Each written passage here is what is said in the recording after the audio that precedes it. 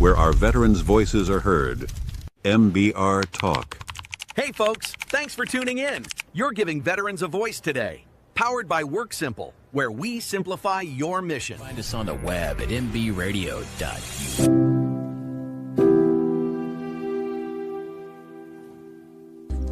Catch me every Military Monday night at 8 p.m. Eastern for Lean Into Legacy. Well, good morning, good evening, good afternoon, wherever you are watching or listening all over the world. I am your host, JJ Mahoney, and I'm so excited to be here with you this Monday night with Justin Merchant. Justin, how are you? Good. How are you? Good. I'm doing real good. I'm so happy to have you on the show. It has been, I don't even know how many years since we saw each other. Yeah, 20.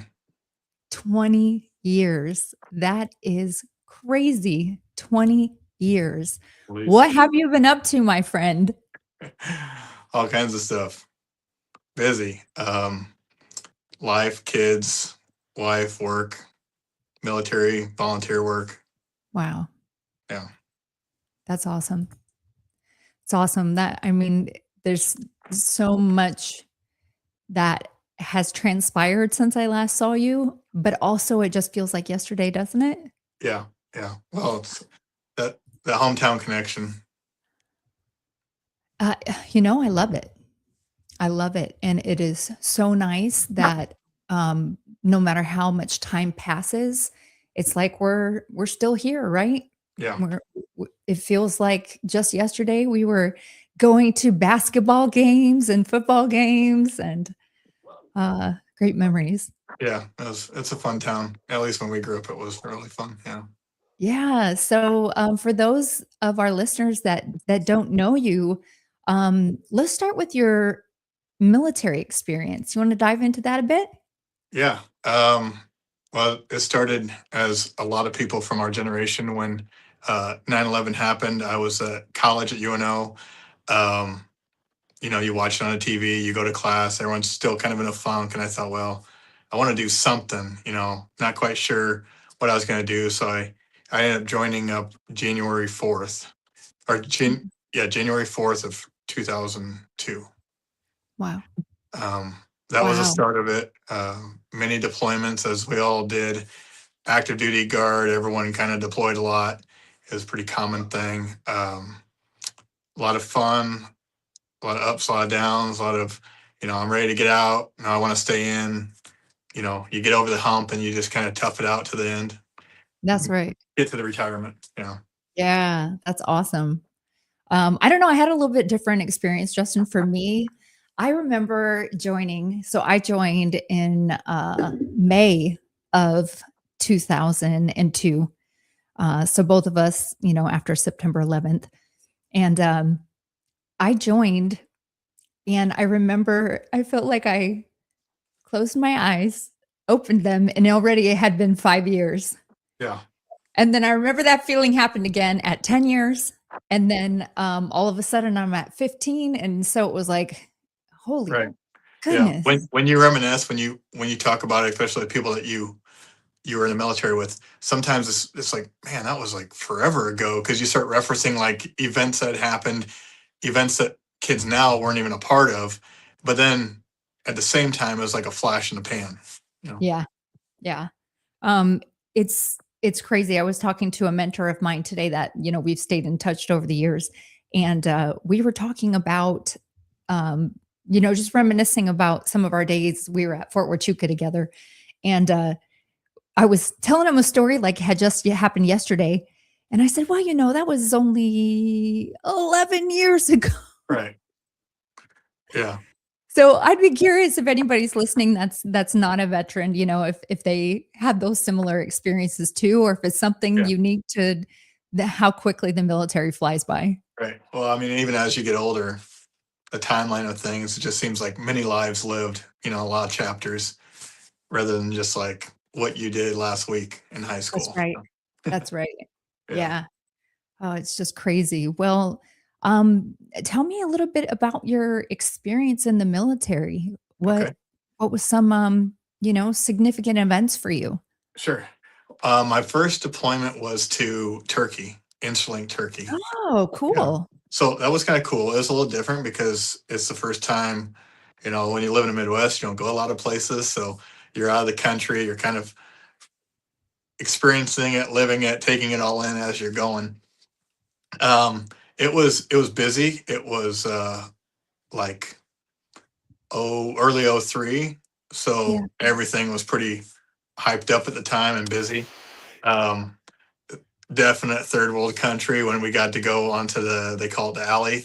Uh, there was kids running through the street wanting to thumb wrestle you for $1, whether you won or lost. Vendors trying to sell you things. They're capitalizing off of us being there.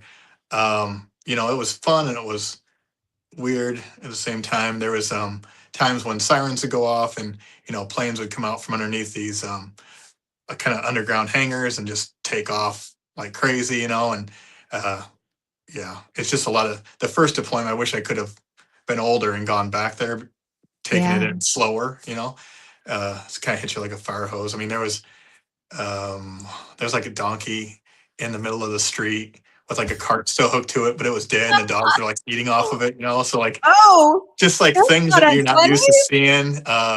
Really no windows, just I don't know. I mean, you can say third world countries, and we assume civilians here in the States, they think, I've seen it on movies and stuff, and they have, but to actually be there and see it, it's just different. They sleep on the roofs in the summer because it's Yeah. cooler, So yeah, Wow. that was the You know, first deployment, but yeah, a lot I too mean, all over. I think I've everywhere I've gone overseas has been uh, military.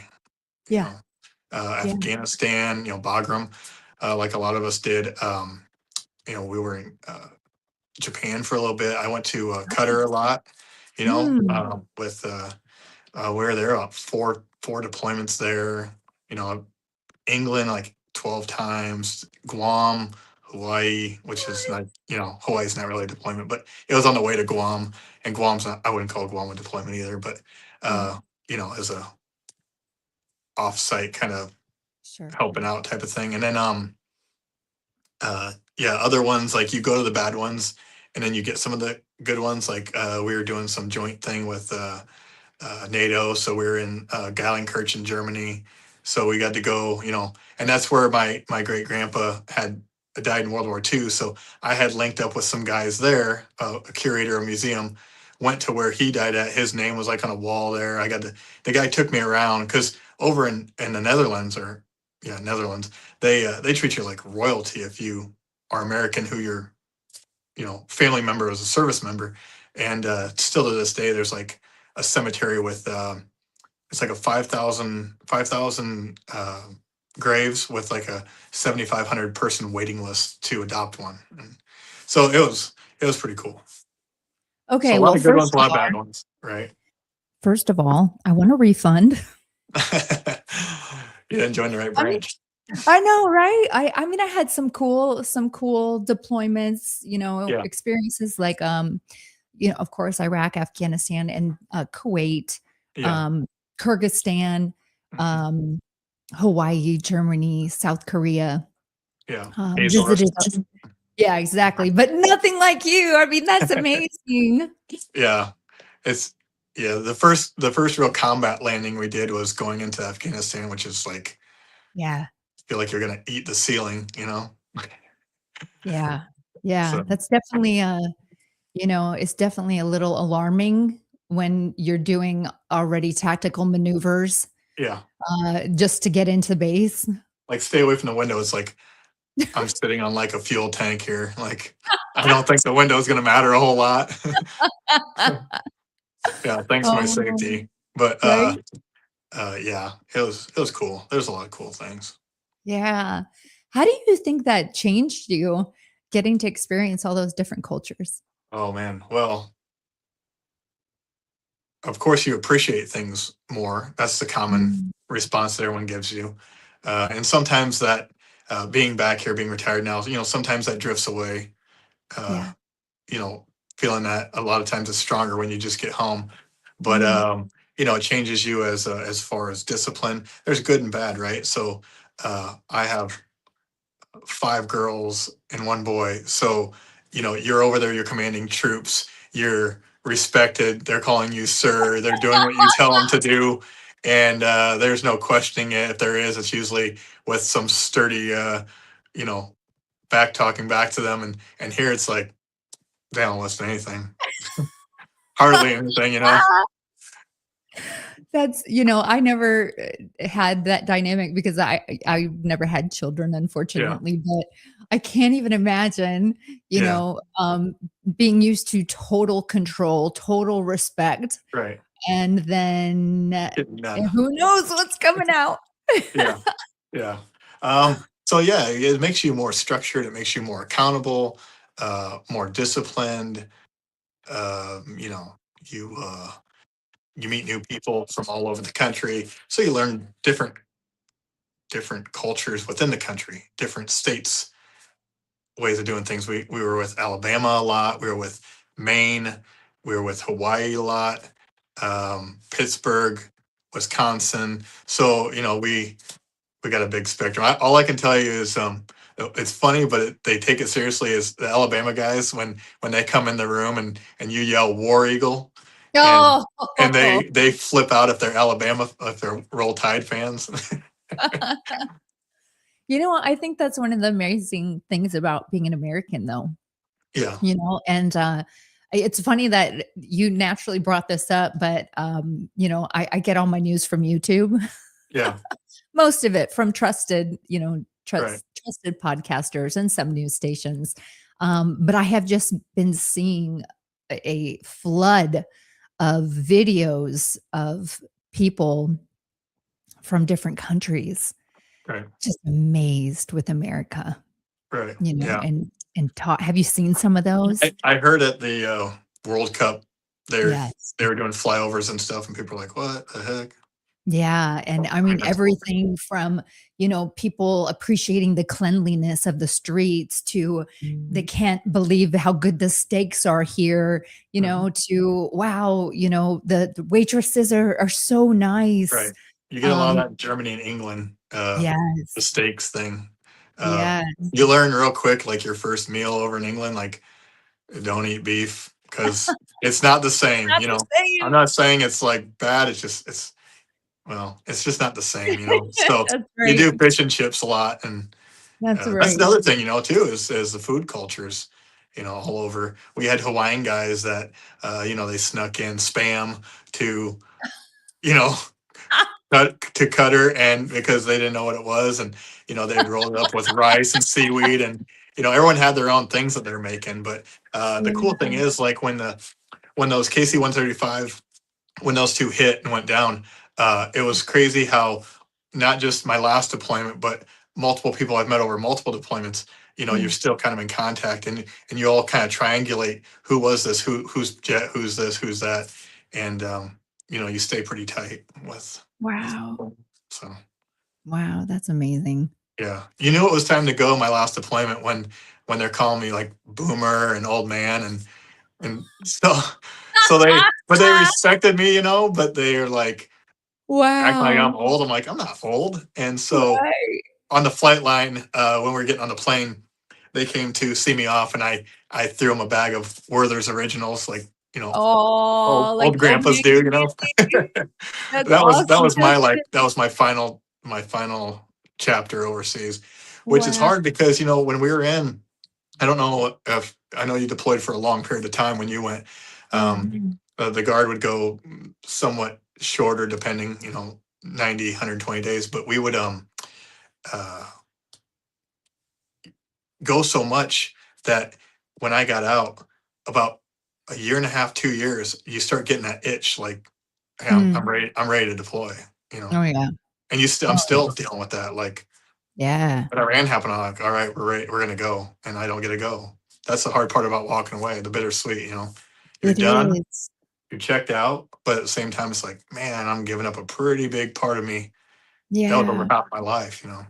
Yeah. Well, we have to take a quick Yeah. commercial break, Justin, but when we come back, I'm really excited to talking about the transition. Okay. I think that's a really important conversation, and I'm looking forward to having it with you. Great. All right, we'll be back in a minute.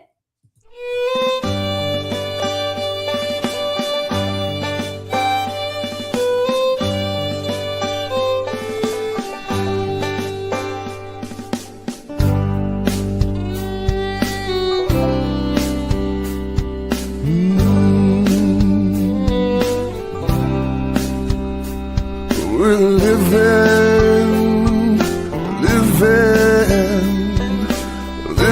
the American dream. I'm the American dream.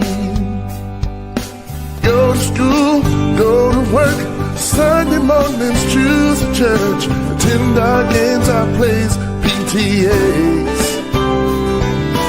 Drive our cars, flying planes, take the buses, take the trains, walk the beach, ski the slopes, living out our dreams and hopes. We're living, yes, we're living the American dream. We're the American dream. Thank you, soldier, sailor, airman, guardsman, and marine. Thank you all for fighting for our freedom and our dreams, protecting our Constitution, guarding our homes and towns, defending our shores, seas and skies, and putting boots on the ground. Some gave all for me and you. We served the red, white, and blue, protecting the American dream.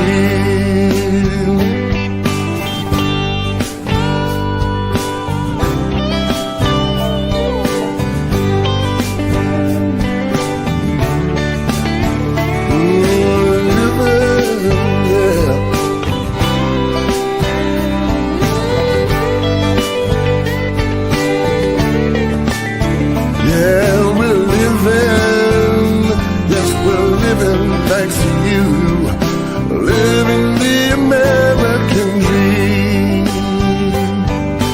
We're the American dream.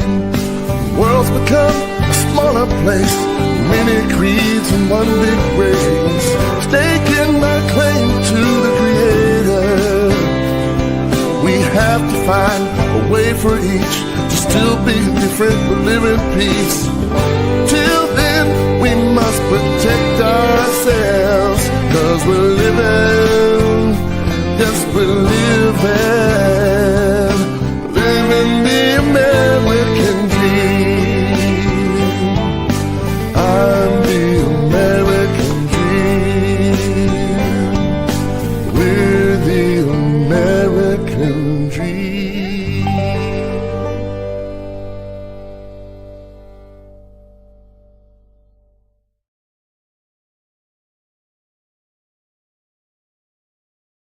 All right, we're back with JJ Mahoney and our special guest, Justin Merchant.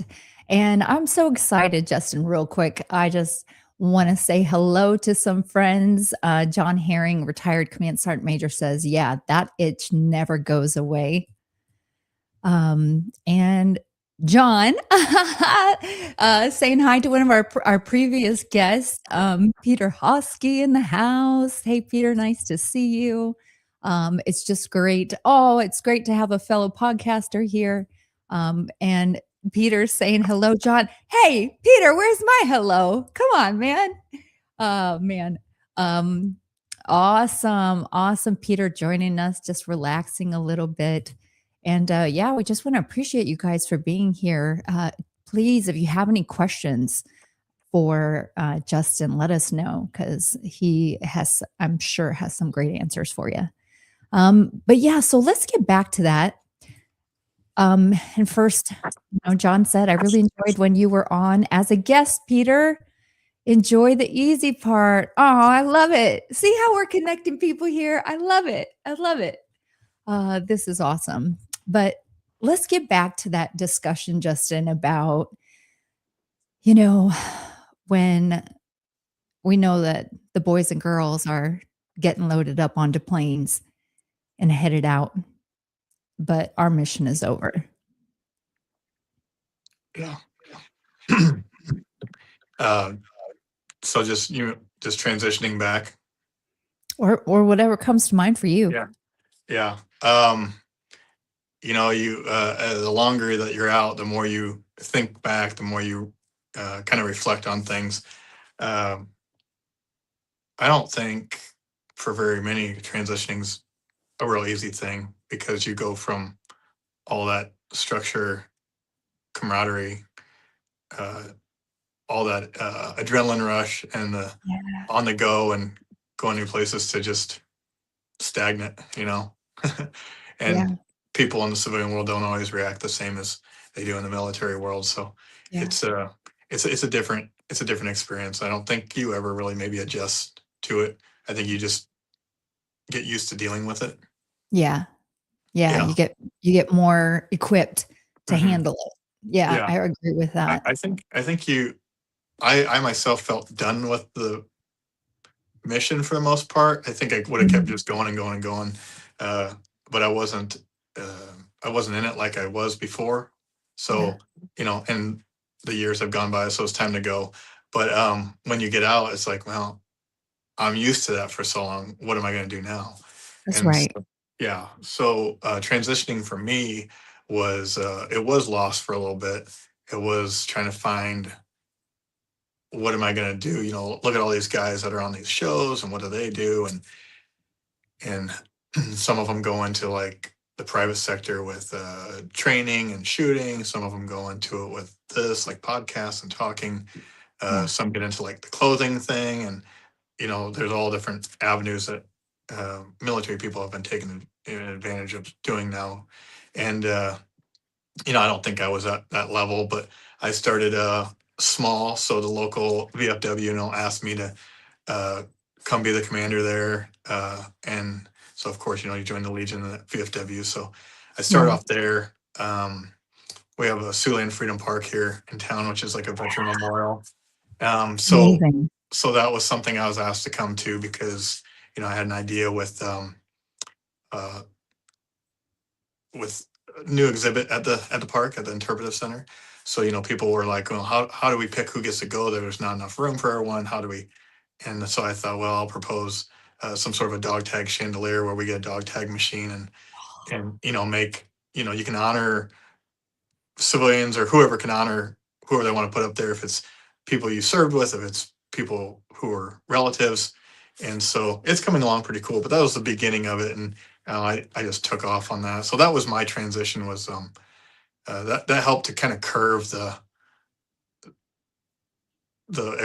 military to civilian life. So I still have one foot in with the, serving the vets, and then one foot in the civilian world, I guess. Yeah, no, that's awesome. And thanks so much for Doug Adams. We really appreciate your support. Thank you.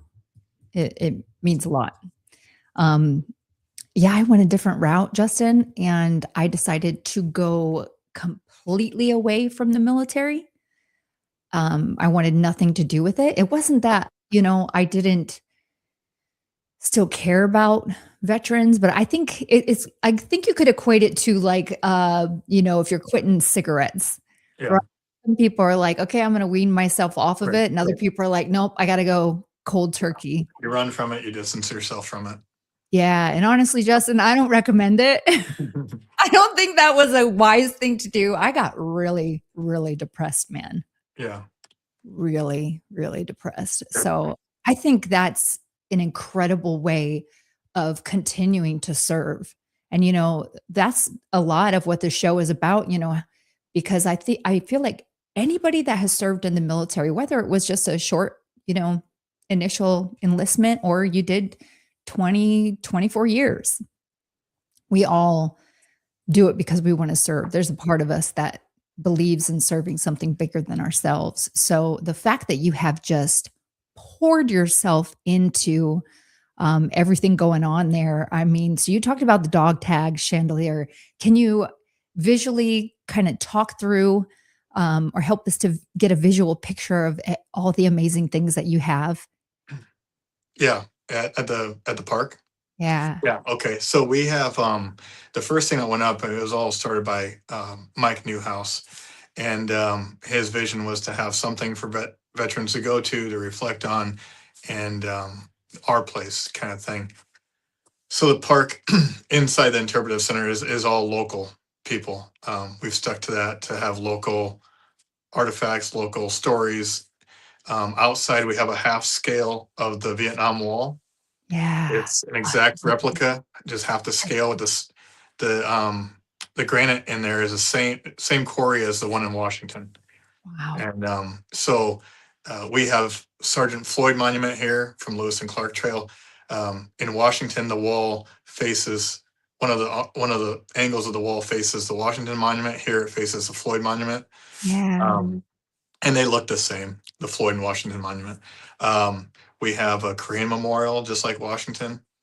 And then, like I said, the inside has a whole bunch of different exhibits or people who have served through all the years. I mean, I think we're putting up something now from Civil War, somebody who was in Andersonville, which was a POW camp from the South, a bad one. And then we have one of our A7s from the 185th from the 80s out front. Yeah, so I started on, I did a lot with the dog tag thing. I did with, I got a Vietnam era Jeep that Sioux Body Shop helped us restore. Complete restorations. Awesome. So it can be a display. It can be, Amazing.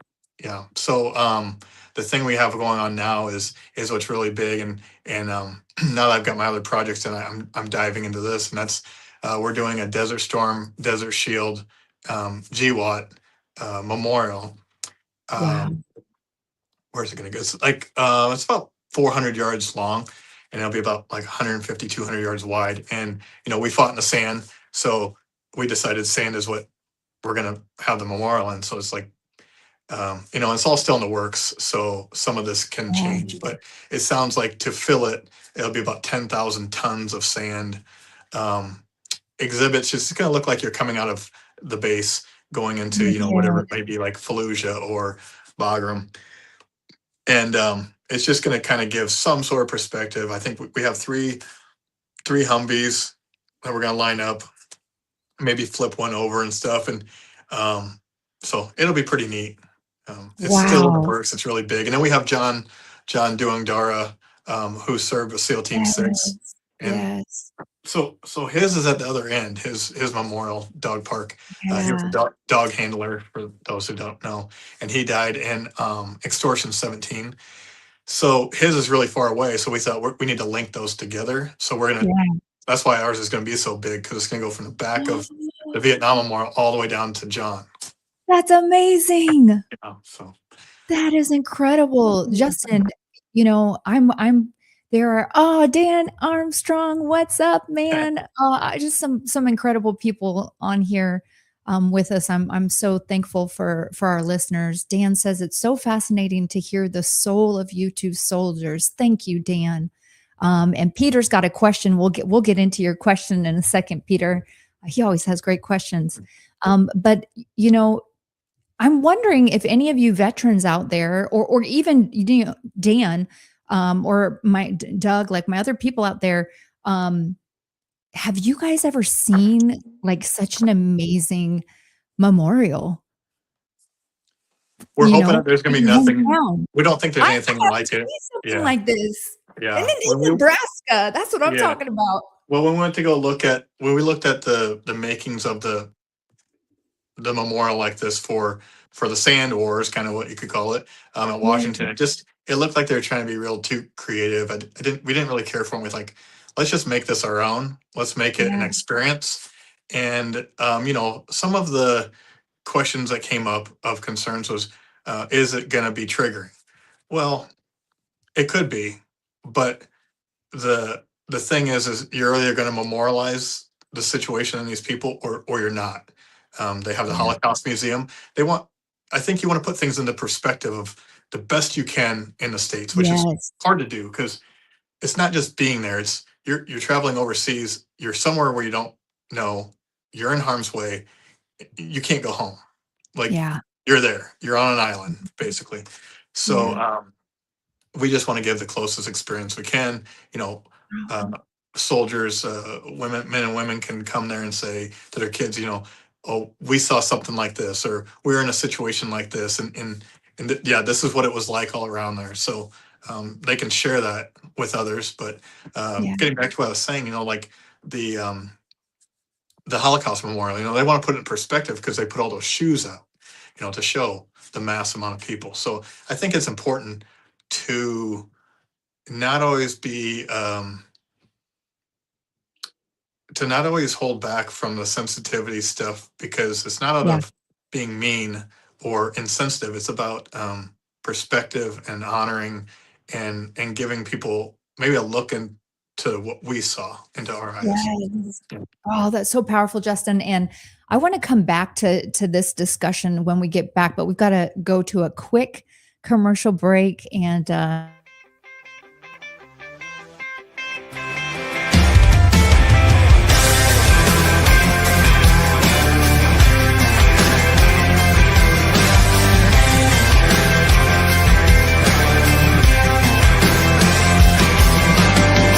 Still see the spray painted stop sign when I roll down 79. The drag marks behind that mini mart ain't faded after all this time. Every mad drive from Georgia to California's got a boy with a rebel heart. Stories in every small town scar left by a good old boy taking it way too far. Somebody had to drink too much and crank Hank way too loud. Somebody had to always stand up to the guy with a tendency to run his mouth. The straight pipe Chevy had to run these streets like Bo and Luke in the General Lee. Yeah, somebody had to, and that somebody was me.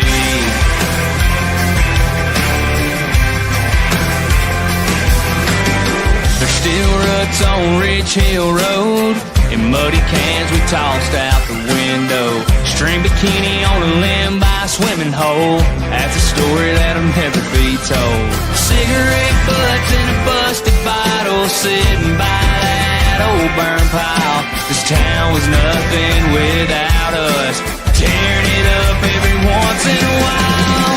Somebody had to drink too much and crank Hank way too loud.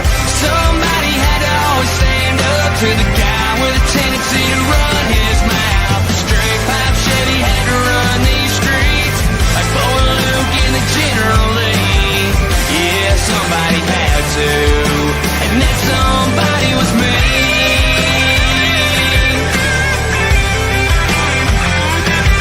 Yeah, somebody had to get a 4.0 full ride, whole life planned out on track.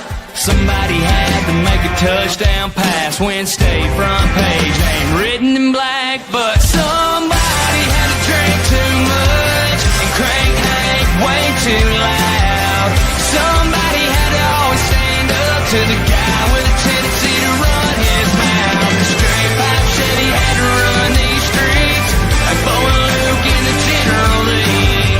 Yeah, somebody had to, and that somebody was me. That somebody was me.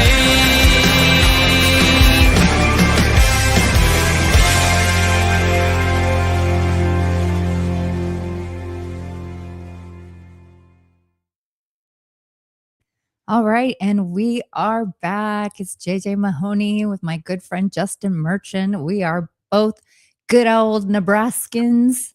Yeah, Justin, it for those of you who weren't with us earlier, we were talking about the amazing work that he's done with the memorial there in South Sioux City, right on the river of Sioux City, Iowa.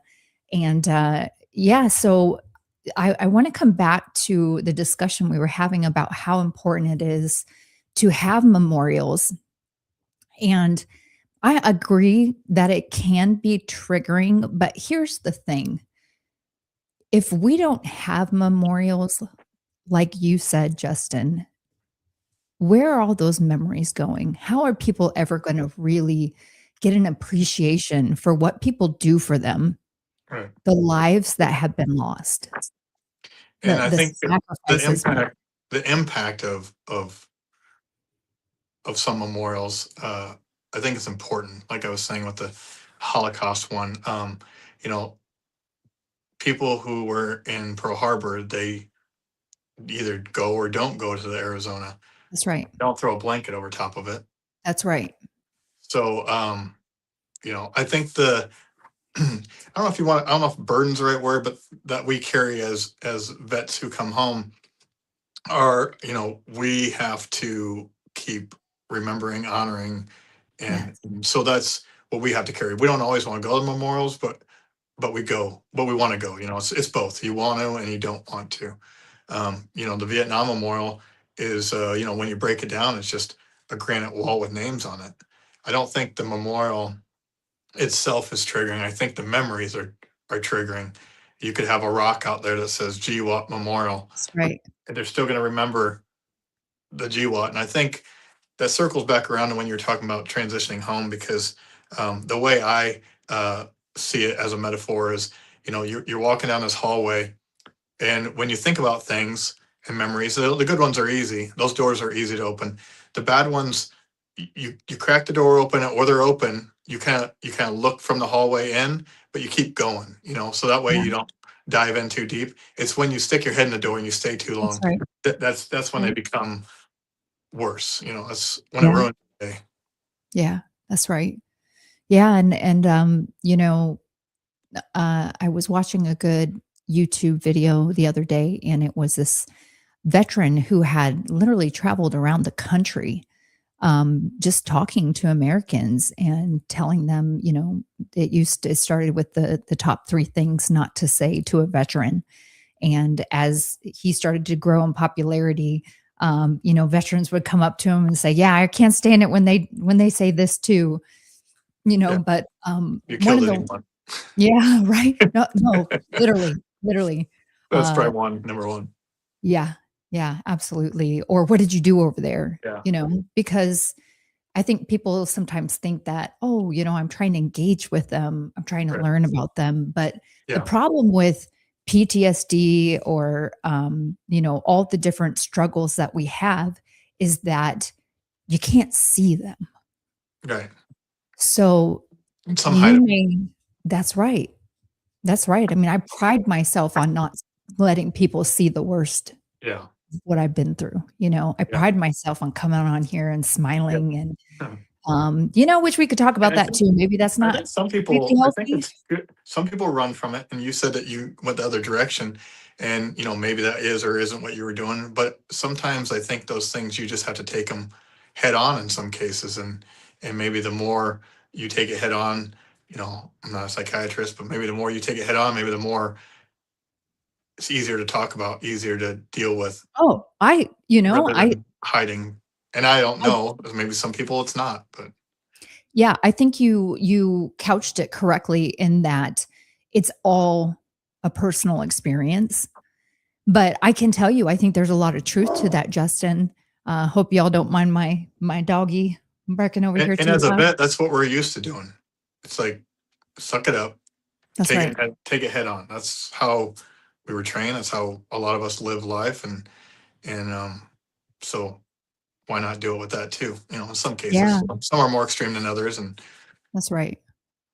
But yeah, going back to that why, it's not a good idea to ask somebody, "Oh, what did you do over there?" mhm, Because again, you know, just because I'm not missing an arm or a leg, and you right, can't visually see that I am wounded, right, you come back from war without wounds. Period. yes, yes, So that's PTSD, military sexual trauma, TBI, you know, traumatic brain injury, depression, anxiety, insomnia. I mean, the list goes on. And that's why, you know, I'd love for our viewers that are not of the military experience to understand, anytime you're dealing with trauma, you have no idea mhm, you could trigger, you know, and a lot of it is intrusive thoughts. yeah, You will not see, but the damage is being done. And on that note, Doug, thanks so much for sticking with us. He says, I want to point out the similarities with retiring from the military in law enforcement. After 45 years of service in the South Sioux City PD, I too had an adjustment. Doug, and thank you for your service. Thank you so much. I for was your going to service. mention, like, the closest I think anyone could relate to us would probably be some sort of law enforcement. Oh, yeah.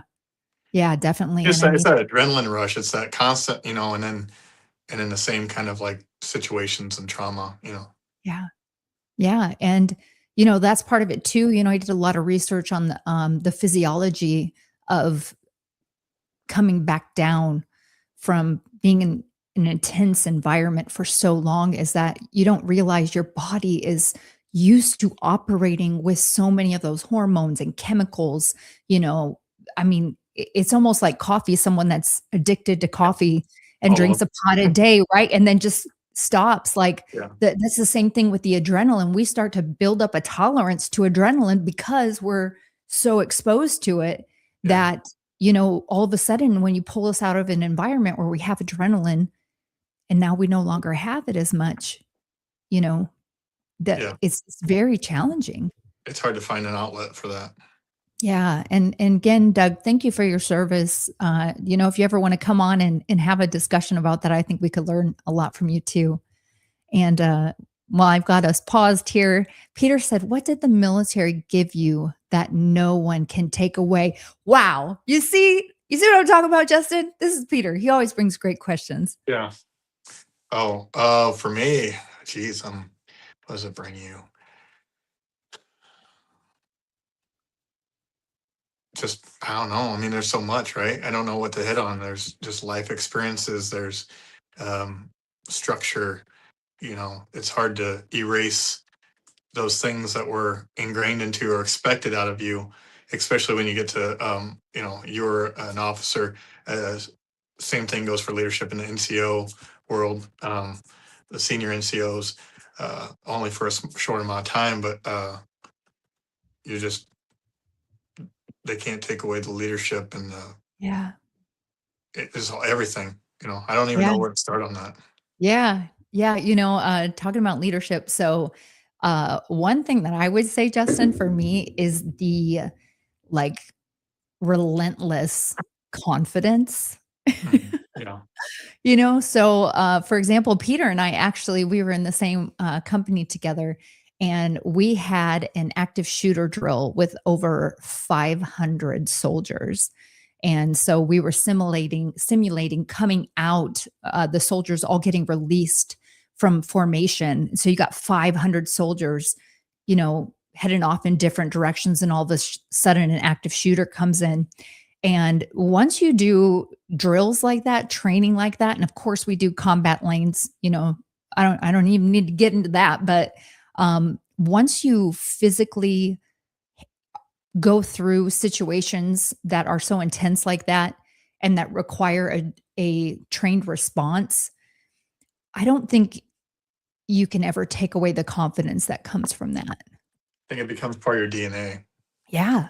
You know? Yeah. Like I find myself, I mean, this is really bad. This is part of my PTSD too. Anytime in a big crowded room, I'm making plans like, okay, if somebody comes in, if an active shooter Every comes through the restaurant I door, go into, it's right? at first, my wife's like, you're like, who are you staring at? I'm like, everyone. I'm scanning. Yeah. I'm scanning everyone. I'm assessing them. And right or wrong, you're judging people. You're assessing people. You're assessing threats, possible threats, exits, everything. That's right. I don't know any vets who would ever sit with their back to a crowd. No. I matter of fact, I remember I had, Dan's so sweet. He said, you guys have books to write. Dan is an amazing author. Dan's authored like 6 books, maybe even more. He's pretty incredible. But I remember one time at a Costco, Justin, I had ordered a pizza to bring over to some friends, and it was taking a really long time. And as I was waiting there, I just kept noticing it was like super crowded. And all of a sudden I was like, who are all these people behind me? And I found myself literally like plastered up against the back wall. You Mhm. know, here's the I don't know what you call it, the serving area where they deliver the pizzas. And I am literally up against the back wall, like looking at every single person. And I mean, I didn't realize it at first. You know, I felt myself getting tense and then it was like, okay, you're You in start process. tunnel vision, you start That's assessing right. everything. And with that, a lot of people are civilians. I see a lot there. Oh, you can't judge this and that. Well, yeah, you profile everything and everyone. That's just what you Yeah. do. It's instinctive. It's trained. It's life saving. So, Yeah.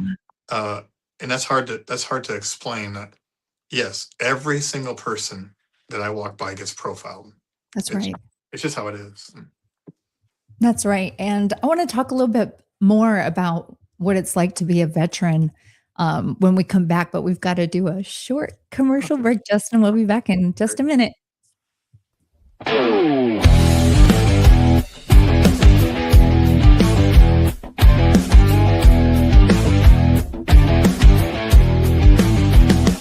On the front lines we stand side by side, with courage and strength that we won't let slide. Through the chaos, our hearts beat as one. Each brother's a soldier, into battle we run. When the shots ring out, we won't back down. In the silence of loss, we'll wear our crown. We are soldiers, brothers in arms. Through fire and fury, we weather the storms. In unity, forged through the blood that we shed. Together we stand, living for the dead. Each step we take through the mud and the pain, memories linger like the echoes of rain. We fight for the fallen, our spirit won't break. In honor we carry their names in our wake. Though the cost is high, our bonds grow tight. In the darkest of hours we'll shine our light.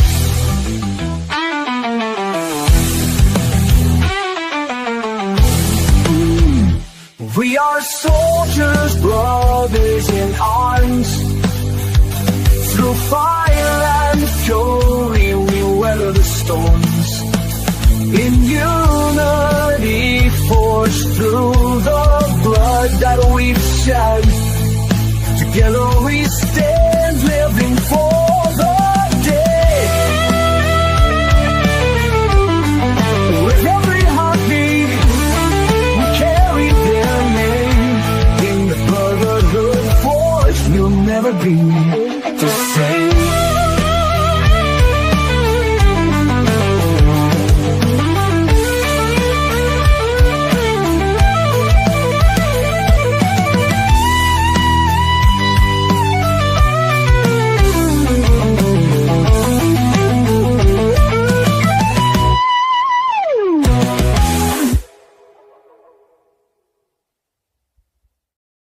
All right. And we are back with our exciting guest, Justin Merchant. Justin, how are you? Good. How are you? I'm good. I'm really Good. enjoying this conversation. I'm so thankful we've got some amazing listeners who are joining in. As a matter of fact, John says that hypervigilance that we were talking about before the break, it becomes part of you. I use it weekly, heading up the security team at my church. That's awesome, John. Yeah. That and is unfortunately, awesome. that's a thing that is not just a stand around job either anymore, you know? Yeah. Yeah. I mean, everywhere. And that's why, you know, sometimes people ask me like, oh, you know, isn't it really hard for you? And, you know, it's hard to really answer that because yes, it is challenging when you're constantly vigilant and on the lookout. But in the same hand, that gives me a lot of peace of mind Right. because You right have to when do you're it. It's like an scanning, itch. You have to do it. yeah, Yeah. and then it's this feeling of like, you know, I imagine most of us, and I can't speak for everybody, but I imagine most of us feel similarly, that when I'm scanning and I'm assessing, I'm confident Yeah. because Yeah. I I'm don't care if paying people see me staring at them. That's right. I'm not thinking about that. I'm looking past them. And I think, to add to that, with like, even with these conversations that we're having, you know, I feel like a lot of us, I'll say me for sure, it's like walking a tightrope Mm, between letting yourself go there mentally and not, mm, because we're answering questions military wise, and um, a lot of things come up. So these things are very, when you're talking PTSD and all that, these things are very stressful. that's right. You don't show it on the outside. You've learned That's to right. cope with it, but on the inside, you're like a knot, Yeah. and it's like flexing nonstop when your brain is stuff up, and I think it's exhausting for a lot of people. Not in a bad way. It's just part of the deal. Yeah, absolutely. I had 2 Mondays ago, Justin, I had a really not great experience. I was at this retreat where we were learning how to take our stories and turn them into, like keynote speaking engagements, and just how to get better at telling our stories. And the guy delivering the training, um, he was telling a story about how his roommate had picked up a loaded gun off the counter and put it up to his head. And, of course, as he's telling the story, he literally he's physically grabbing a gun, and he walks straight up to me, staring me straight in the eye, and put the gun to my head. And I didn't know what happened. It was I got caught in this moment, like, wait, what's going on? Yeah. And I reminded myself where I was, right? I'm like, okay, but what happened after that, Justin, was as time kept going on and he kept teaching the class, I kept having these flashbacks of him walking over and putting a gun to my head. And my mind was remembering it as it was real, as if he had a gun to my Yeah. head. That was a real threat. Yeah, and it kept getting worse and worse and worse, like by the hour, and to the point where I finally was like, you know, it was not good. And after that, Justin, I had to leave the retreat. I did not feel safe. Mhm. It was a really horrible experience, and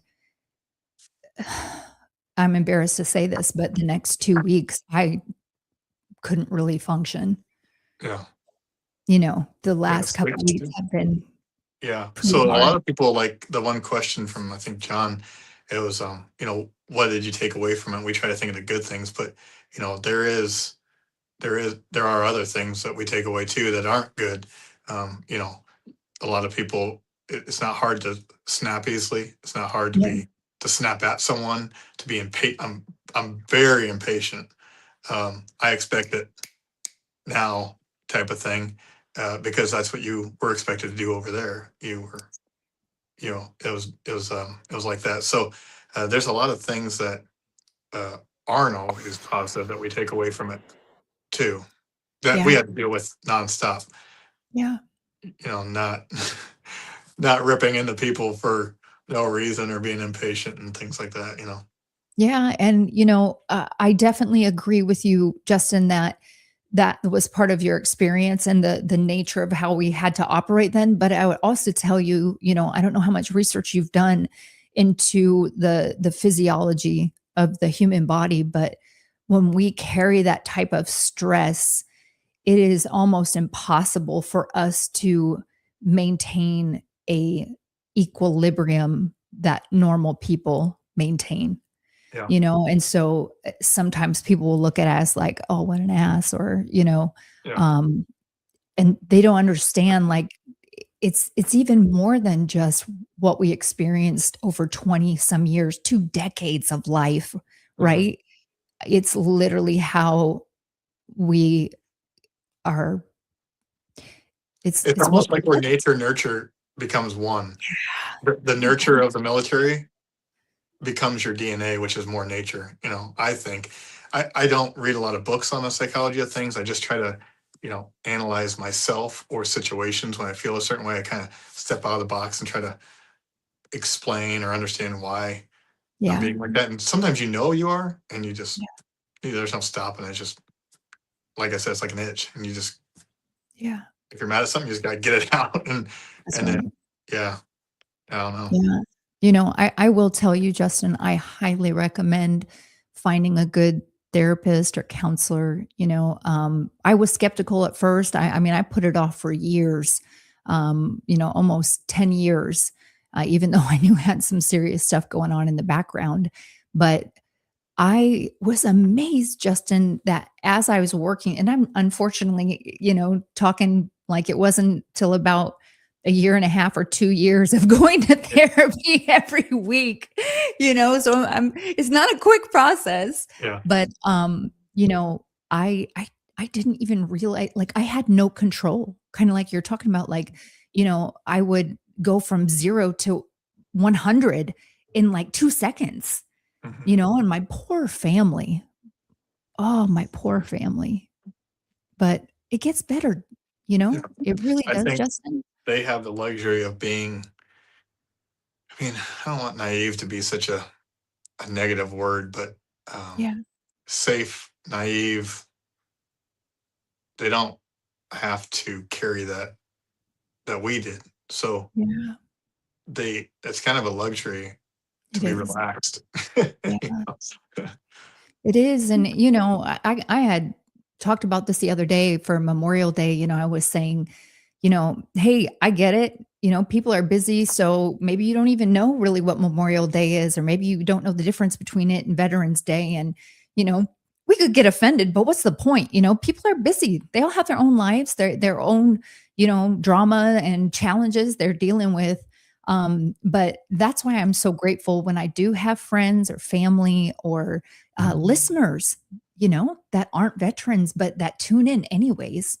Because the more that you can learn and understand, the more that you realize, like, if you know that somebody is a combat veteran, for me, I have a little bit more patience with them, a little bit more grace. Yeah, I don't think there's some who can do that. I think some they'll just they'll never get it, and it's not their fault. Just there's no way, Yeah. and that's like when the first time you come home and friends say, hey, tell us some stories from there, and you tell them, and you've experienced you've experienced it, you've felt a certain way emotionally, whatever it was, and you tell them, and they're like, oh man, that's crazy, and you're not getting the feedback that you expect out of the story because you visually saw it and experienced it, physically experienced it. They're just hearing a story. They're probably desensitized to it because of Hollywood and movies and just not being there. So I think that's from me analyzing that situation. I feel like maybe that's why a lot of vets don't tell Yeah. stories because it hit them a certain way. It meant a certain thing to them, and when you tell it and it's received lightly, it's like, "Oh, okay, I'm just not gonna tell this anymore because that made me mad that they didn't see it the same way. It's not their fault, they can't, but it doesn't change that you're still upset about how it was received. And maybe it's more Yeah. than that. Maybe they just don't want to talk about it, like I was talking about with the doorway thing. They just don't want to go Well, there. that's why I think these conversations are so important, Justin, because I know you and I, when we were just having an offline conversation, we had kind of talked about this. And, I've been experiencing being a combat veteran for almost 25 years now, my first deployment. And I look at my experiences interacting with civilians. And until you explained that, I never could put a finger on it. I could never really, capture the feelings that I was having or why it frustrated me so much. But hearing you explain that, I was like, yeah, that's it. Because I'm talking about, arriving to a place and literally hearing on the radio that my battle buddies on the same exact road that I was just on, all of them getting killed. Yeah. The The closest thing they think they can relate is movies, which don't Yeah. really depict it that well. I mean, that's their experiences from back here, Yeah. and that's their luxury, is to not have to have that. It's a luxury, but it's also, I would much rather be on this side of it, even with Right. all that stuff. Right. I just feel more alert, more aware, more, the way I want to be. I don't want to be a sheep. Absolutely.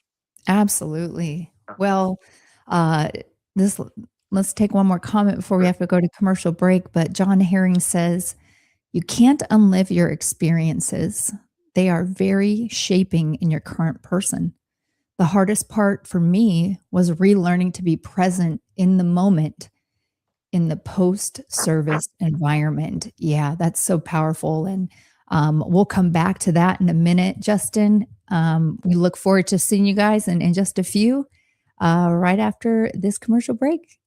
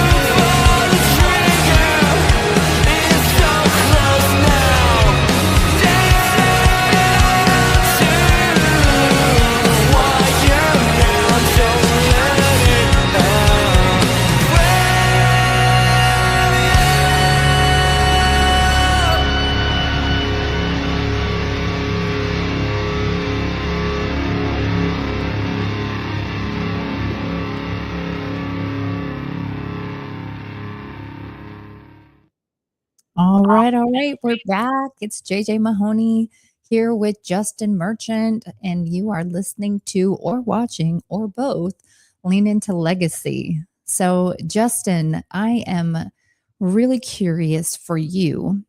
What does legacy mean to you? Well, I would say it's anything positive that you can bring to the table to leave after you're gone with friends, family, community. I'd say anything like that. Your empire, whatever you want to call it. And what does your legacy look like, Justin? I'm hoping it's not done yet, but so far, I'm hoping the kids are still fairly young, but I'm hoping it shows them, to serve in some capacity, um, honor and all those good things. Push on, don't be a victim, dig in, move forward. If somebody, my favorite thing is when people say that you can't do something, it's like tunnel vision. There's no stopping to prove them wrong, just to say, Yeah. I don't care if I had to go through all this, I just proved you wrong. Yeah, absolutely. And I think also, Justin, I mean, there's always that feeling of you didn't think I could do it, I did it, Yeah. but also the self-worth that comes out of that. Like for me, doing hard things, it just builds confidence. Yeah. And yeah, it sucks. A lot of times it's not fun. There are scars that we carry with us that will probably never go away. But those scars, we can look at that and, almost every scar that you have, whether it's something that you have on your body or something, that stays with you in your mind, you can look back to that experience and see just what amazing lessons came out of it. Yeah. And you're more confident, I think, because you carry a certain kind of knowledge and experience. Right. So What would you can be tell? confident in what you say and do, and that's how we were trained, and it's having that, and the reason we can deal with this and not always show it on outside is because of that military bearing that's been instilled into us. Absolutely. I'm curious what you would say to somebody who may be listening and maybe they didn't serve in the military or, maybe like Doug, they didn't wear a uniform for 45 years. What would you tell them about legacy? Oh, I think it comes in all forms, and a lot of people you hear say, I never served, but I wish I would have. You always hear that a lot, almost as if it makes them better or like they're lesser because they didn't and ashamed or whatever. But I think you use what you're good at, you use some of the same core values, and I think you can have the same outcome in a different way. They're not hardcore values. They've been pressed into us pretty hard through what we do verbally. But I think if you instill those into your day to day, and I've always had people like Marty Hogan, who he was I hope I don't get it wrong. I think he was a major at the 185th, but he said the goal of this park, for example, to leave it better than when you found it. Yeah. So I guess you leave the world better than when you found it, and you should have a pretty good legacy, no matter if you're military or not. Come on, man. That's really good, Justin.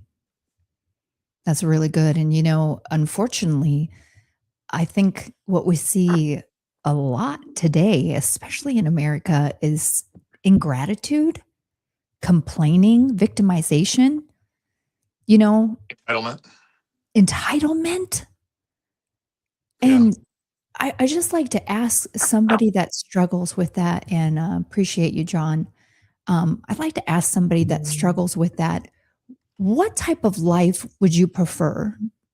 Would you prefer focusing on everything that is miserable in your life and that you have no control over?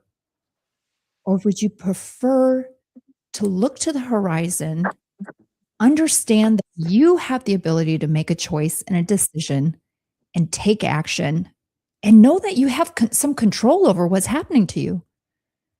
I don't get it, Justin. I really don't get. I mean, I think it's like an addiction. Right. People that have suffered, and I get it. I I get think it. sometimes people, because of the entitlement, they expect things to be handed to them, and I think they expect situations to be solved for them. So I think a lot of times it comes off to me, and this is profiling things, but very lazy, very entitled, expecting everyone else to do it for you, handouts. So I think when they get knocked down so many times, they're just like, why get back up? I'm just gonna get knocked back down anyway. Might as well just stay down here, where we don't always think like that. Yeah, and I think, that's one thing I'm pretty confident that in the military, most people learn you have control over what's going on. Mhm. Now, that Could be a doesn't mean. product of parenting, current culture, Yeah, things we're yeah, exposed to around here. Things got yeah, real relaxed. The structure kind of went away with parenting. There used to be a time when, and I'm sure teachers were different too. And my mom being a teacher, I always kind of noticed this, but there was a time when we were younger where, and before us, where a teacher would say something and the parents would back the teacher. Now the right. parents back the kids, and they go there taking the kids' side when and I don't know, every situation's different, and teachers are maybe different, but at least from our era, if you ever got something sent home from a teacher, That's right. my parents weren't going to back me on it. No, I completely agree with you. I So completely agree. maybe And, there's and then, maybe it's just a complete lack of accountability for kids, and yeah, they grow up with that. yeah. I mean that there's so much going on in the world that is frustrating that could definitely be improved. But again, like, you know, how fun would it be to sit here on this episode and talk for 2 hours about how miserable things are? I'll Yeah. never forget this image, Justin. I was an Arabic linguist, so I went to the Defense Language Institute in Monterey, California. Beautiful, beautiful base overlooking the bay. And I'll never forget this experience. Like, it's ingrained in my mind. And, we had to go running every single morning for PT. And I remember I'm running up this beautiful hill, and it is really rooty. I don't know what the right word is, but there's lots of roots sticking up out of the ground from all the trees. And I'm like, I had a big fall. And so after I had that big fall, I'm just like literally, I say literally a lot. I just noticed that. But I'm staring at the ground looking for the next root to come, right? And I finally paused for a minute because I saw this like glimmer, and I looked up, and it was the most magnificent sunrise I'd ever seen in my life. And I just had this like realization like, wow, yes, there are roots in the ground. And yes, they can be painful when you trip over them. But if you are just focused on worrying about the next bad thing that's going to happen, look what else you might be missing. True. I never would have seen that. If I was stuck in that mentality, Justin, I would have missed that sunset or sunrise completely because I just would have been so worried about, oh, there's another route. Better make sure I don't fall again, you know?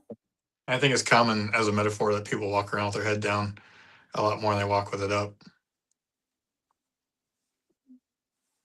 Yeah, I don't know, I want to encourage people that are listening. I want to encourage um, anyone that is struggling, that's having a hard time, to let you know you're not alone. Oof, we all are going through our own things, you know? I mean, you can hear that Justin and I are veterans, and you can make an assumption like, yeah, they probably had some rough experiences, but I think that's also the challenge right now, Justin, is that we're all so focused on our own challenges and our own struggles that we just assume nobody else is feeling it. And I think you'd be amazed, if you slowed down and didn't judge someone so quickly, and it took time to, God forbid, have a conversation. You might Yes. find out, yeah, we're not alone. We're not alone in pain. Just different. Yeah, I like that. It's just different. It's just different. And I think that's one of the amazing things about what you are doing over there with the Siouxland Park, the memorial, Justin, is that you are opening up the door for many conversations. Yeah. And the cool thing about it is the community is rallying behind it, what little they know about it. It's not like there's no renderings out there for people to see. We have a few, but I've really found out that they just got to be asked and they're willing to help. They can't help if they don't know what you have going on. So I've had a really good positive experience with asking local businesses to be involved and stuff, and they have. I don't Wow. think I've had very many that haven't been able to. And if they can't, it's just, it's just a thing where they just can't. But pretty much everyone has. Wow, that's so awesome. And I want to get back to that in a minute. But we've got to take a quick commercial break and we'll be right back.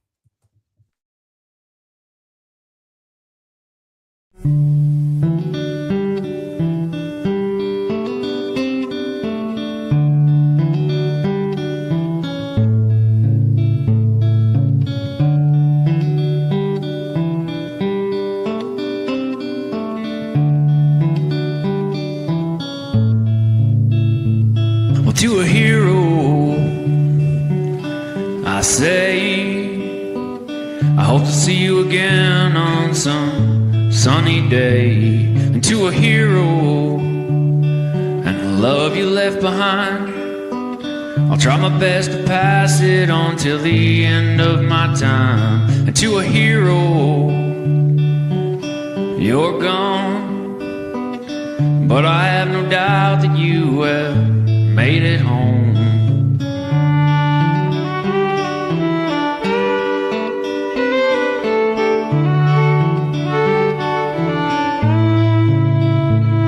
And to a hero, taken way too soon, over there in that dusty country, an Afghan afternoon. To a hero, and the little one you left behind, I hope he grows up with your passion, I'm sure he will with time. And to a hero, a warrior through and through, you were taken way too early, what can we do? Well, we can try to keep your spirits alive, we can try to be nice, we can not take for granted all the beautiful things in our lives. We can be the change we want to see, and we can listen to the wind pass through the trees. We can speak the words we know are true for our heroes. This is what we can do.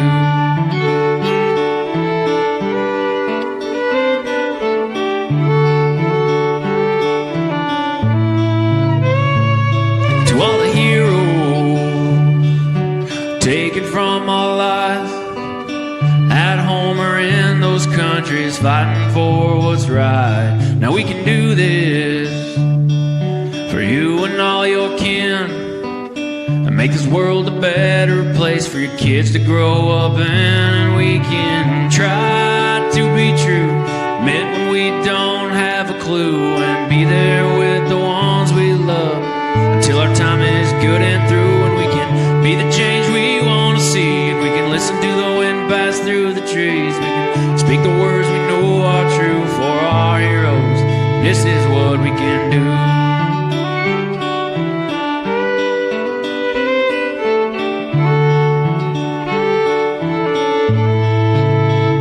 Yeah, we can try to keep your spirits alive, and we can try to be nice. We can not take for granted all the beautiful things in our lives. We can be the change we want to see, and we can listen to the wind back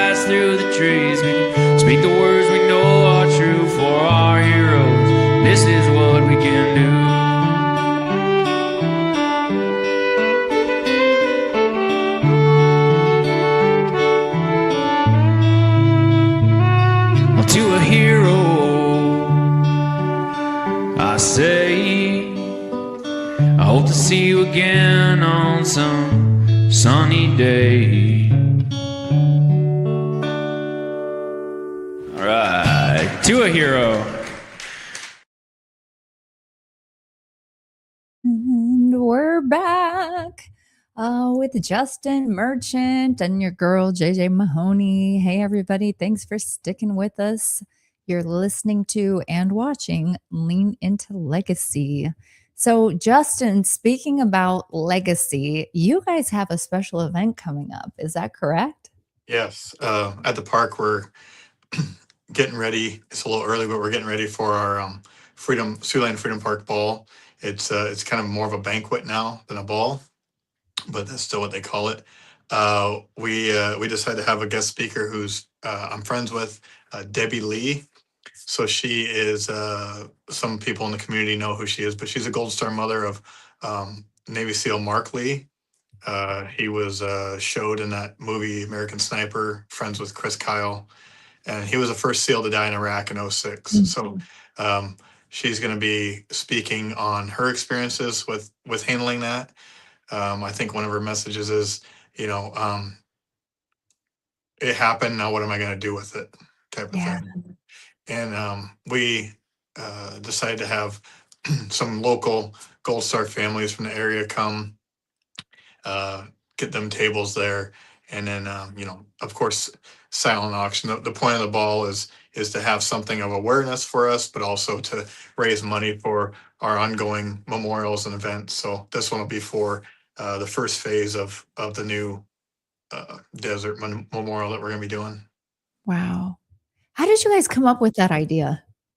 Well, they were looking to see who the next speaker would be, and a lot of people automatically think veteran. Let's have a veteran speak, and we had Bobby. I can't remember his last name. He got burned up pretty bad overseas. He's a common speaker around, and I said, well, we might be the trunk of the tree, but there's a lot of branches to this. I said, what about other aspects of the military family? And that would be the people who didn't sign on the dotted line, but were forced to sign,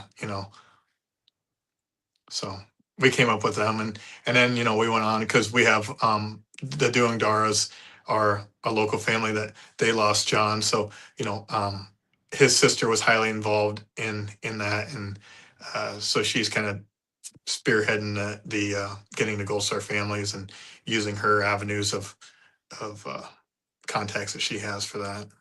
Yeah, that's amazing. I think there's no greater appreciation than to that of the family, because at the end of the day, we can't do what we do if we don't have people at home taking care of business. Right. And holding up the fort for us. And, even before I was married, I was single when I went to Iraq and Afghanistan. And, my mom and dad played such a huge role in my sanity and taking care of me, and supporting me and being a attentive ear when I needed to vent. And, sometimes garrison can be just as hard. When you're not deployed, it can be just as challenging. And without the people that love us, supporting us, none of us could do what we do. We really couldn't. Yeah. And then, with them, that becomes when you become a Gold Star family, that becomes that's kind of your image now. That's who you are now. There's expectations, there's questions, with what you were saying before, where people will talk about things. When I heard a Gold Star mom talk at Memorial Day ceremony at Freedom Park, and I've noticed this a lot. People are like, wow, that's a really good message. And that's one of the first things I think of, but it's also, wow, I'm shocked they got through it.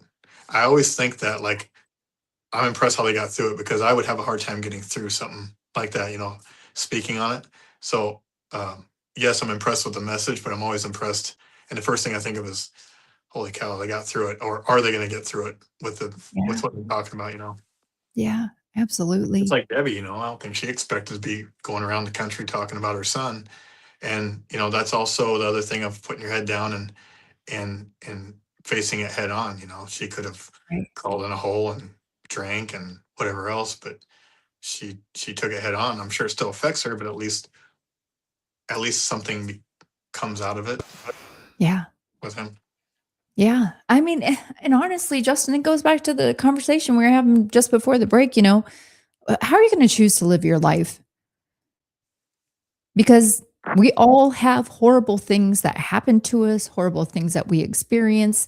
So the main question though that each of us has to ask ourselves at one point in time is, are we going to let this define us? Are we going to pick up our head and find a way to move forward? And the really powerful part is if you can find a way to help somebody on the other end. Yeah. Yeah. So I'm hoping, I think it's going to be a pretty impactful, pretty emotional ball.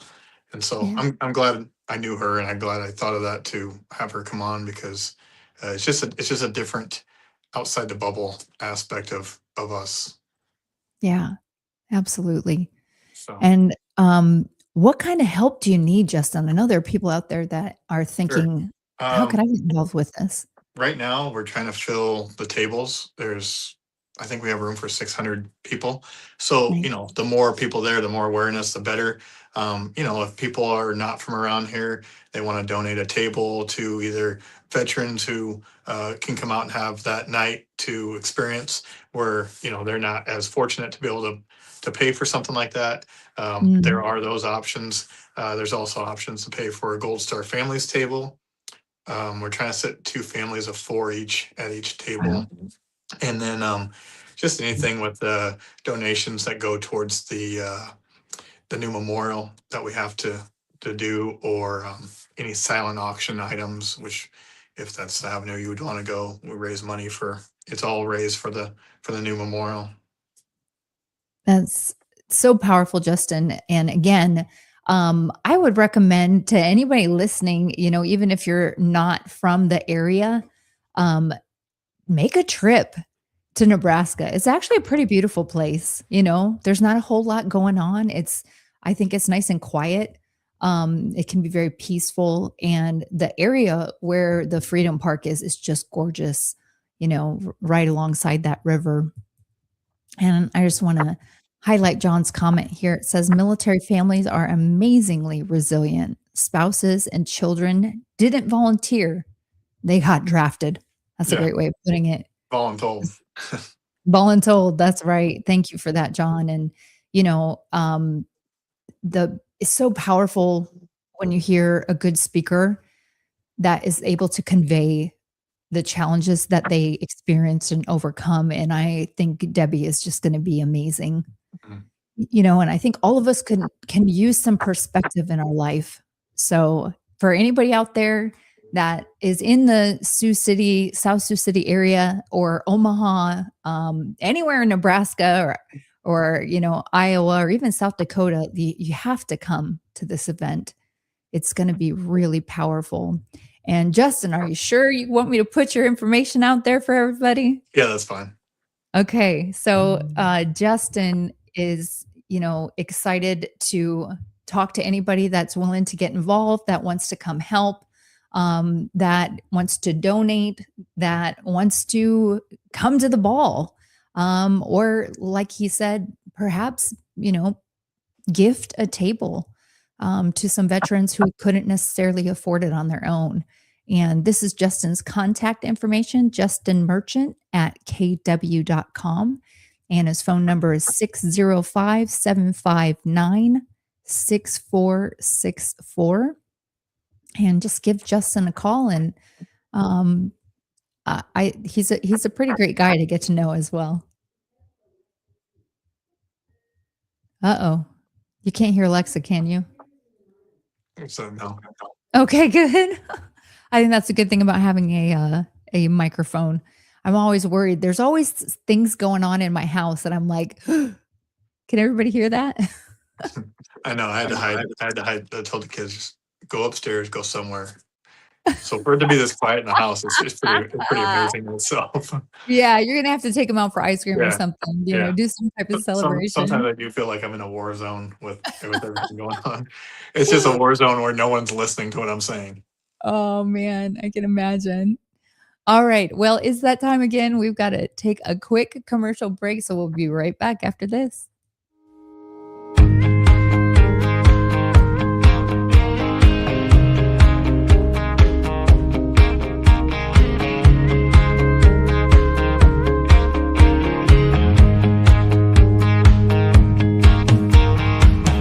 Bar stools, cigarette smoke, where the dive bar band's playing all the wrong notes. Them dollar bills still hanging on the wall. This ain't no place for her kind at all. She had them red bottoms on in this blue collar town. There's only two reasons why girls like her come around. She either took a wrong turn back in Austin, or she's looking for love cause she lost it. We were two flames burning, red wine and bourbon, leaning on each other for a little southern comfort, just trying to set the mood right under the neon moonlight. She was chasing that freedom, love a man, leave him, trying to make her mine by the end of the night. I'm a good line away from her number, trying to keep her from being single this summer.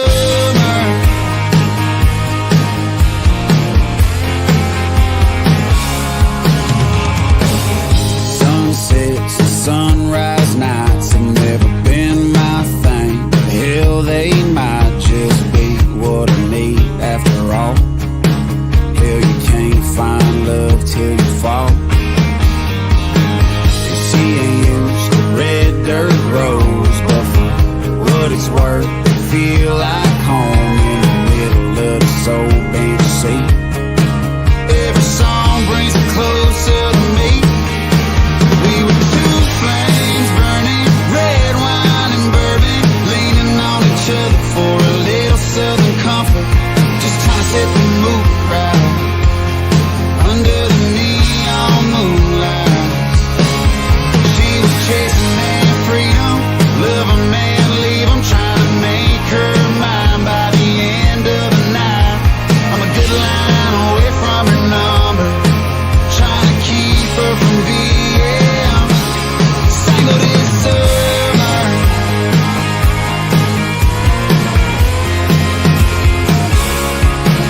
We were two flames burning, red wine and bourbon, leaning on each other for a little southern comfort, just trying to set the moon right under the neon moonlights. She was chasing that freedom, love a man, leave him, trying to make her mine by the end of the night.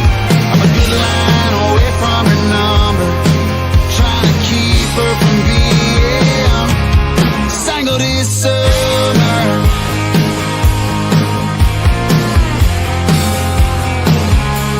Single this summer.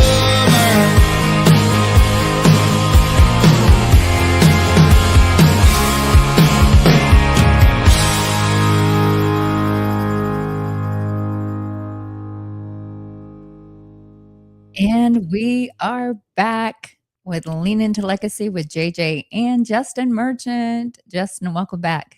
Right. So we've got a little bit of time left, and I'd like to focus our last few conversations on what you think could be most helpful to people who. When did you retire? 2 years ago. So people who are in your shoes where you were 2 years ago. Maybe some Find lessons something. learned. Yeah, find or something to do for sure. Find something to do. Yeah. Yeah, you do. You have to find something to do, and it depends if you feel like I'm good, I served, I'm just gonna blend in. That's fine. And if you feel like I still feel like I need to do something, I still have the passion and energy to do something, then you just need to do it. If you think it and it's just a thought and it doesn't go any further than that, then, it might eat you up to not do it. You just got to act on it. Yeah, I think that's great advice. And it's just like the military too, right? The worst thing you could do if you get ambushed or you're facing the enemy is to do nothing. That's Yeah. the worst thing. Always lean towards action, right? And I think I struggle with that, Justin. I honestly do, because because first of all, I was not being honest with myself. Yeah. Everybody said it was going to be a challenge, and I don't know. Not to say that I thought I was better than anybody else, but I guess had this false sense of, I don't know, that transition wouldn't be hard, Mhm. that it wasn't going to be challenging, that I could just jump into another thing and everything would be fine. Yeah. And for me, Justin, I took what I was really good at in the military, my skill set, and I decided to start my own business. And I really believed, like, okay, this is my new mission. No, it's not. Mhm. A mission is not just making money. Yeah. It can, I guess it can be, but for me, It can be an when objective, but yeah, exactly. yeah. And it's not something bigger than yourself. Yes, it feels good to help people to get their businesses started and to give great advice and guidance, and to get to see the fruits of that. But at the same hand, it's not the same as being willing to put your life on the line for your brothers and your sisters. Right. That And we nothing should know better compares. than anyone that life's short. So you got to do what you want. Because when people ask other people, from my experience, when you ask other people, oh, should I do this? I was thinking about doing this. And oh, I don't know. Not many people make it. It's pretty hard. It's blah, blah. Well, I don't know. They're either being protective or they're telling you what they would do. Maybe they're not ambitious people. Maybe it's not something that they are interested in. So they wouldn't put a whole lot of stock into it. So at the end of the day, they don't have to live with the results of your decision. You do. So you might as well just do what you want to do and stop asking people, because it's just a stall tactic to getting it done. Absolutely. Absolutely. John Herring says, get involved so you can maintain your own relevance. Yeah, absolutely. Mhm. And if I'm getting real, John, I remember, Justin, there were months that I would walk around in the morning and literally just say, God, take me. I don't have a reason to be here anymore. And unfortunately for me, one of the biggest mistakes I made was isolating myself. And because I live in Texas and my family is in Nebraska and, all other states all over the country, it was really easy for me to just retreat into my own little world where, I didn't answer phone calls. I didn't answer text messages. And as much as people cared about me, after so many unanswered text messages, you just kind of move on, you Mhm. know? So I think another bit of advice. You imprison yourself. Yeah. Yeah, absolutely. And it's so easy to do. Um, especially if you go my direction and you're like, no, I'm not gonna focus on the military. I'm not gonna Yeah. focus on finding veterans. But that's a problem because you don't realize it. But as a uniformed personnel, you are surrounded by other military service members. So you're never alone. But I Right. don't think we Right. ever think about that. Like, at least I didn't. It was just such a part of my natural everyday experience that I didn't think, oh, I don't have all these people with me now. And instead, I just retreated into this isolation and really believed the lie that I was going through what I was going through completely alone and nobody else in the world understood it. Yeah. Yeah. But I guarantee It's easy to sit down and do nothing. It takes no effort. Yeah, and I recommend that to anybody listening, anybody going through a transition, anybody going through a hard time, whether it's divorce, your kids are leaving the house, you're becoming an empty nester, you lost your job, or you're getting ready to start a new adventure. Any type of significant transition or challenge, there are other people going through the same thing. And I promise you, you will find comfort in knowing you're not alone. Yeah, it's hard. You don't always realize it, what's going on. What do you think also helped you, Justin, other than, getting involved and being part of coming up with great ideas for the memorial and, the dog tag chandelier? Like, Yeah. what were some other personal things for you that helped you with your transition? I mean, I have a lot of hobbies that I bounce Nice. around to, so that Yeah, that's helps. good. You know, definitely having family around doesn't hurt. Anything that can distract you from negative thoughts Yeah. is a good thing. And if you induce more and more positive endorphins, then serotonin, then you'll eventually climb out of it. You just can't Yeah. stay down too long. Yeah. Yeah, that's really great. I find it ironic that, for, I don't know, 21 and a half years, every single day started with working out. And yet, when I transitioned, that was one of the first things that I took a break on, Oh yeah. You're like, you oh know, and yeah. I took a break on saving. yeah. And it's like, part of you is like, oh, I'm not going to run today. Oh, it feels so Yeah. good to just sleep Because in. that's the one thing, like when you're in the military, everything is so structured for you and everything is told, and you follow this and follow that. And for once you're like, man, I wonder what it's like to not be told what to do, to just do what I want to do. And not that you don't have the freedom to do mostly what you want to do, but I mean, there are restrictions, there's expectations and guidelines that just like people are like, if someone's like, I want to get out because I'm just sick of, I want to grow a beard, and they're like, you get out just because of that. It's like, you don't know how big of a thing that is for a guy to not, I didn't get to grow a beard till I was like, what, 42? The first time I grew one was when COVID happened and we didn't have to go to the base for a few months. I'm like, oh, I'm just gonna see what happens. And I was like, okay. And then I started that really the COVID time frame is when I started really thinking like, yeah, I'm kind of done. I did my I'm kind of time. over this. Yeah. Just shaving every day. Yeah. Yeah. I Just to think be a able to lot of have even your days, your weekends, whatever, to yourself, yeah. to be able to plan ahead without being like, oh, when do I have to go do this or that? Yeah. It's a good feeling. It's definitely Yeah. a good feeling. Yeah. There's pros and cons, but you always are Yeah. gonna miss it. But I mean, that's like losing somebody close to you too. You're always gonna miss them, but you got to move on. I mean, you don't have to forget about them. You just got to keep going, I guess is what I'm saying. Right. I mean, I think that's a great point, Justin, because, um, you know, that's what we learn from any challenging experience is if you get stuck in it and you get stagnant, that's when it gets difficult.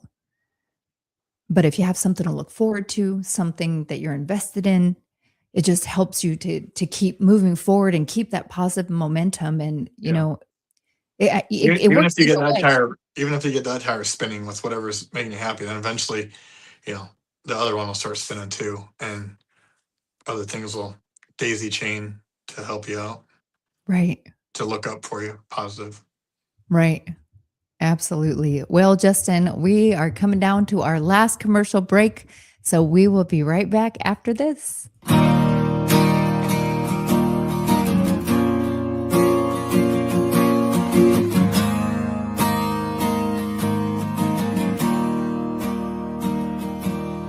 Love what you got while you got it good. Always just a little misunderstood, but I never tried to change you, even when you're drunk all day. Every time you break, oh, it breaks my heart. Watching you drown yourself and fall apart. You're killing yourself, and it's killing me to have to say. Though it hurts so much, 'cause I love you. You were my best friend. You were my muse. The story with a good end. My rhythm blues. You were my soulmate. A damaged man. And I paid for it. As much as I think I can. And I thought in the end you would miss me. But I guess I wasn't stronger than the whiskey.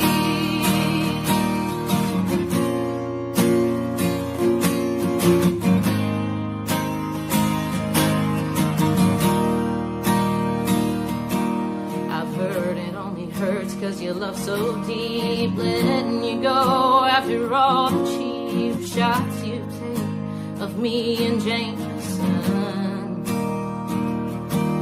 Your daddy don't help, no, he feeds you lies, and you're wondering why you can't sleep at night in the bed I made. Oh, I thought you were the one, 'cause you were my best friend. You were my muse. The story with a good end. My rhythm blues. You were my soulmate. A damaged man. And I paid for it. As much as I think I can. And I thought in the end you would miss me. But I guess I wasn't stronger than the whiskey.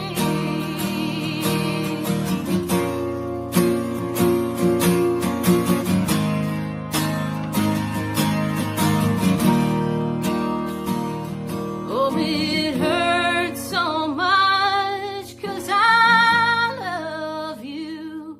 And you were my best friend.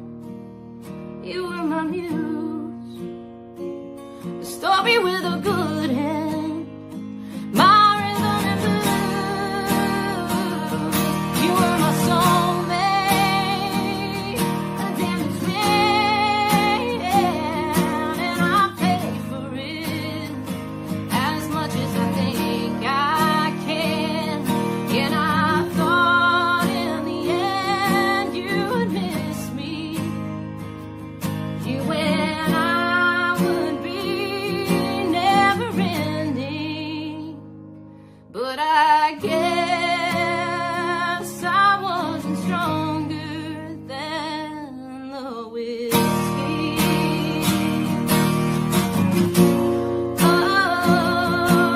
Oh,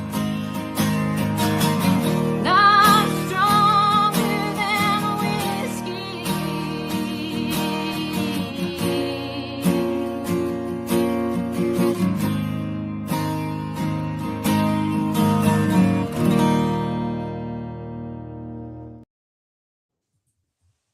All right. And we are back with Leaning into the Legacy with JJ and Justin. Welcome back, Justin. Thanks. I really enjoyed this conversation so far. You and I had a chance to talk a little bit before we actually went live, and you were explaining what you have on the wall behind me. Can you tell our listeners if you can describe it, and then also point it out to our viewers? Sure. This is kind of like my great grandpa's corner. Somehow, some way, my great grandma didn't really keep a lot of stuff. So for this to all exist is crazy. But they found this boot camp photo from 1944, which is cool. Wow. And these two certificates over here, one's a Gold Star citation from the Legion, and because he died over in Operation Market Garden in World War II, and then the presidential memorial kind of certificate his shadow box, his original Purple Heart and certificate, and then the letter written home to my great grandma. And along with that is the last picture that my grandma had with her dad sitting off to the corner there. So he was a 82nd Airborne 325th Glider Infantry Regiment. So he was basically a big fabric and metal plane with no engine tied to the back of a C-47, and they would just release it and let him glide down to the ground and get out and fight. Wow, that's incredible. Now, I'm very curious, when did you learn about your grandfather's service? My dad's always been into history and military history a lot too. So I'm like a huge history nut. I always knew that he died in World War II. I knew his name was Tommy. Other than that, I didn't know a whole lot. Grandma would always say that my great grandma would always say that he died in a glider crash.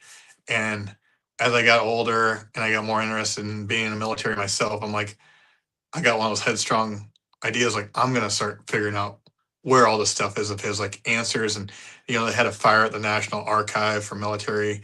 So their common response is, it got burned in the fire. So looking for his stuff, just being in the history, I'm like, so he died November 3rd in a glider crash, but the last gliders flew in September 27th. So how is that a thing? I think it was just easier for my grandma to deal with. But we were looking for my daughter's stuff at my parents', or my baby stuff for my daughter's baby shower at my parents' house, and there was a cardboard tube, and in that was some of these certificates, and this one here, which was a letter home saying that he died holding a defensive position by enemy artillery, which is, most likely an 88 or something into the trees. If you ever seen Band of Brothers, where some of them hit the ground and blew up, some of them were timed, where they blow up in the air and cause more havoc with blowing down and trees and stuff. So somewhere in there, and he died November 3rd, and they got off the line on the 12th. So anyway, I dug into it for like a year, and I ended up getting in touch with some guys from the 82nd, from World War II, through the 82nd Airborne Association. And I came really, really close with a guy named Jesse Oxendine. And he has an interview online somewhere with some North Carolina archives, military archives or something. But really cool guy. He's like a surrogate grandpa. He became super close. And I'd go visit him all the time. We talk on the phone like every other day.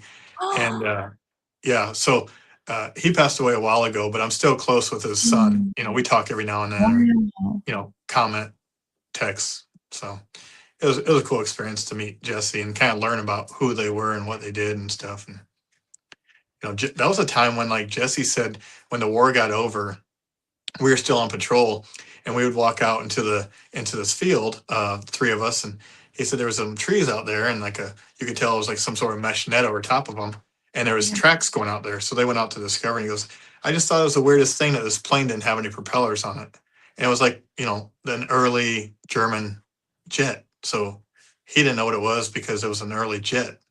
It was a crazy time, but I love that kind of stuff. And so then, I took that overseas knowledge from Jesse, knowledge from what I've learned. And, when we went to Germany, I was like, rental car, or going to Uzbek, to the Netherlands, and checking it all out. So it was fun. That is so exciting. I had no idea all that was going to come out of asking a simple question. Yeah. And Marco, the one who took me around, he wouldn't let me buy anything, lunch, dinner, any books, anything like that. And then he took me to the place where Grandpa was temporarily buried at temporary cemeteries. And then he was sent back home. So he's at Graceland in Sioux City. But for 4 years, he stayed in that temporary cemetery. So I went there. I went to where the Fox Hill, where the area where he died in. So it was cool. I'm the only one that's been over there in our family to see any of that. Oh, Justin, that's so incredible. And to me, this just brings us full circle to, the amazing work that you guys are doing over there at the Siouxland Freedom Park. Yes. Yeah. I mean, think about how much you had to dig to find all that Right. valuable information. Yep. And Marty digs like that all the time to help these families who only know very little to dig into it. I mean, for him to find Civil War information on a guy who was from Dakota City, um, who fought and was in Andersonville. So if you're curious what Andersonville is, it was bad. It was a bad area, and it was a bad POW camp, in the Civil War. What would it have been like for you to have a memorial that actually told the story of your grandfather? Oh, that'd be cool, but I mean, off the cuff, you're like, oh yeah, I would do something like that. But then it's like, I feel like it would be taking away from everybody and all of what they did, because his wife, my great grandma, she was a Rosie the Riveter. Oh my So if you know about God. World War II, um, there was a lot more support on the home front. Um, Car factories, sewing machine companies made M1 Grands. They made 1903. They made pistols. They made bombs. Ford made planes. International Harvester made rifles. That's like a tractor company. Typewriter companies made pistols. Sewing machine companies Singer made pistols. Like everyone chipped in and did something. So knowing history like I do, it feels a little awkward to have it just about him, Yeah. isolating him out of it. I'd like for him to be a part of a bigger memorial, but Yeah. not as his own. Yeah. I mean, This is his memorial. that's such a cool perspective, to always be thinking bigger and thinking about who else was Right. involved and who else was supporting. And for me, I think that's why these memorials are so important, because we need to be able to capture their legacies, Yeah. and we need to celebrate them. And again, I think it's so easy for Americans to get complacent with, everything that we have at our fingertips. It's like you start to take it for granted. Yeah. And for me, there is nothing more powerful than walking through a memorial like that beautiful one that you guys have established, the Siouxland Freedom Park, to just really take some time to reflect. And I think in France and in the Netherlands, I can speak mostly for Netherlands, for the current generation that are in grade school and above. This is passed down, the appreciation. These guys are just bonkers about being appreciative of those guys and of us, and they continue to still honor them with all kinds of things. These people who who adopt these graves, some of them are passed down from their family to them, and they're expected to go out there and different times, but I don't think they ever have to. The expectation is to do that, but I think they do it willingly anyway. Christmas, um, Veterans Day, Memorial Day, their birthday, the day they died, any excuse they can, they go out there. Some go out there all the time, and I've heard of a lot of them writing correspondence back home to the family. So it's cool. Yeah, I had some cool experiences in the cemetery that my grandpa would have went to. Wow. Going out there to visit that. One lady with a walker, she was with 3 friends. She could speak English, the other ones couldn't. She asked if I was American. She asked if I had someone here that she would visit their grave. I said no. He got sent. He got sent back home. He was in the Mook Weilerbahn area, but he would have went here. And she was translating this to them, and they ended up pulling, what is it, €5 out of their pockets. They wanted me to get them flowers. Wow. Wow. Well, Justin, I'm so sad. We've got to close for now, but I just thank you so much for your service. I thank you for everything that you're doing for the Siouxland Freedom Park and to honor the legacy of our veterans. And I just know there are so many other people out there that appreciate you just as much as I do, Justin. And so I just thank you for your continued service. Yeah, no problem. All right, y'all. I Yeah. hope you have a great morning, afternoon, or evening, wherever it is for you all Wherever over you're the world. Yeah. Thanks for joining us. Yeah, thanks. Thanks for watching and listening to Military Broadcast Radio on Roku TV. If you missed today's episode, the podcast will be available on And all major platforms shortly after we go off the air. We're here for you, not for us, giving veterans a voice. This is Military Broadcast Radio. Is that it? Yep. We'll see Okay. y'all later. Yeah. All right. Thanks for watching and listening to Military Broadcast Radio on Roku TV. If you missed today's episode, the podcast will be available on And all major platforms shortly after we go off the air. We're here for you, not for us, giving veterans a voice. This is Military Broadcast Radio.